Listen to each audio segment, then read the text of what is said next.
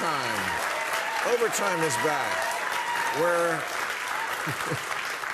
where we answer your questions.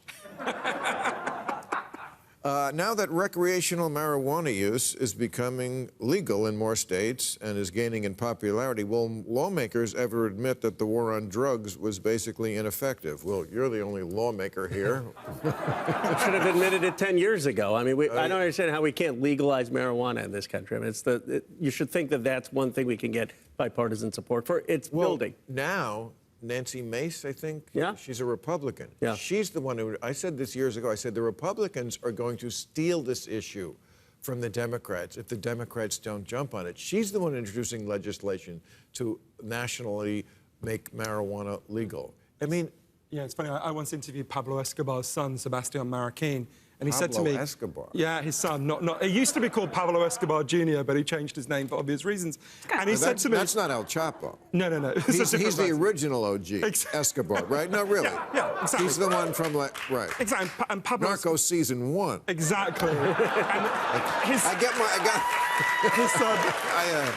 I have to get my drug lords straight. Okay. His son said to me, the only thing my father truly feared was the legalization of drugs, right? Because it would have bankrupted him. Well, so did Al Capone. Worry about liquor being legal, yes. Exactly. And one of the tragedies is, as you know, I wrote a whole book about this called Chasing the Scream. One of the tragedies of this is there are so many people dying in this country who would have lived if they had been in, say, Portugal, where they decriminalized all drugs, took all the money they currently spend on, they used to spend on fucking people's lives up, shaming them and imprisoning them, and spent it all instead on turning their lives around. And they went from having the worst drug problem in the European Union to the lowest drug problem in the European Union. That enormous numbers of people are dying who could live. I will say, your magazine's brilliant on this, by the way. Yeah, that question did ask, when are we going to admit the whole war on drugs was a mistake, not just the marijuana bit. Good so I'm waiting for the rest as well. And your magazine's amazing on this issue. Now there's a gauntlet thrown down. What do you make of that? Well, I think not just pot. Well, look, are you for anything else being legal?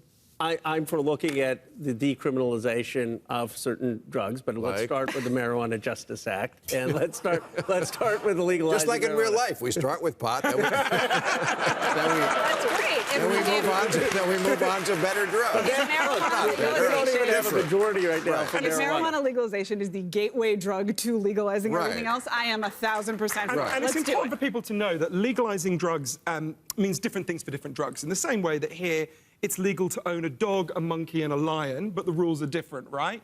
In the same way, different countries have legalized drugs in different ways. Switzerland, for example, legalized heroin. If you've got a heroin problem, they assign you to a clinic, you get it legally. Since they did that, you know how many people have died on legal heroin in the 15 years since they did that? 0. Not one person. More people have died since we started doing this fucking overtime of heroin overdoses in this country than have died in the 15 years of legal heroin in Switzerland. You can own a lion?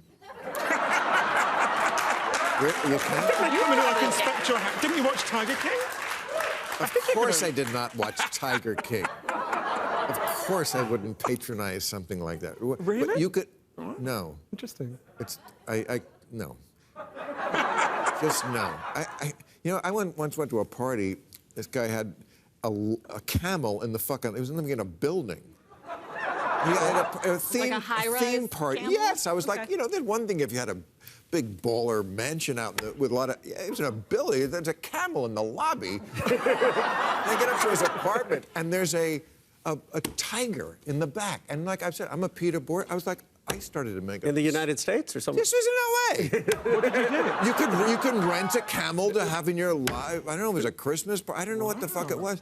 And I started making... I was getting madder and madder and madder, and there was celebrities there. I started to get them involved. So tell this guy... And he's a friend of mine. I love the guy. You let the camel loose? No, but... I'm almost got everybody behind me, and Arnold Schwarzenegger walks in and goes, "Where's the tiger?"